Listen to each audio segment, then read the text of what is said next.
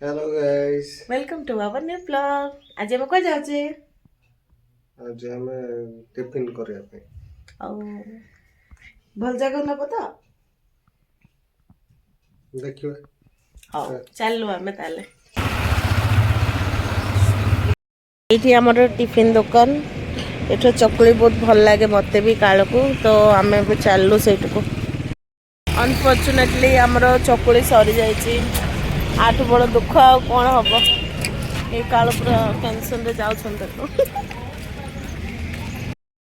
जाउछु second hotel हमर एठी मु मगैतिली पूरी इडली आ पूरा पेट फुल करी खाइला परे मिठाटा न खाइले कौन हब तो मिठाटा भी खाए मो मिठा आसीगला। ब्रेकफास्ट बहुत भल भाव हो गला। डिफरेंट खाइबार इच्छा थी बट हो पारानी भलसे खाईदेली काल कहली टे बुले नि बोली तो मत काल बुले नौकरी अलरेडी टाइम 10टा पाखापाखि हो गला बट काल सहित बुलवार मजा टी अलग ना। ये एम खाଇବା प्रिपरेशन ऑलरेडी कर देची।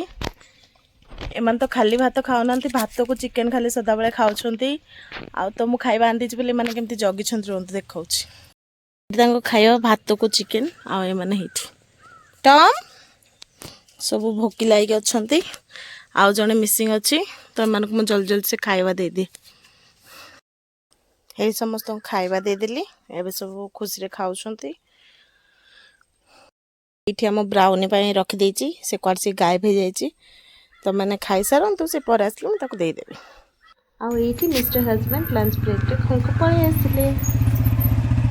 मिस्टर हजबैंड पलि आसिले लंच ब्रेक रे बहुत ही लेट रे आसिले मु वेट करी करी एबे खाऊचु आमर कौन कौन बनी मु देखी दूची। पक्षी भात ये हूँ मोर चकटा आठी आलू भंडा और शिंब बेसर आठी आमर चलची टीवी देखा। ये माँ मो आंदी पिजुली मु पूरा पाग कर लुण लंका देकी तो जेहेतु मत पिजुली बहुत पसंद बोली माँ आंदी तो मुझे खाइबी सेटा को मोर इवनिंग स्नैक्स जेरी चाहिए देन आम इवनिंग इवनिंग गाइड में पलि गलु।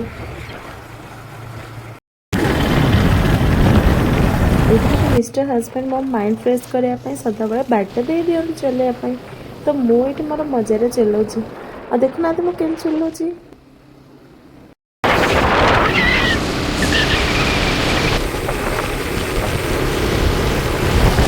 आम से पलू कि इवनिंग स्नैक्स करने तो ये पूरा गर्मा गर्म आम खाईदेलु तापर खाईदे घर को पलि आसलु।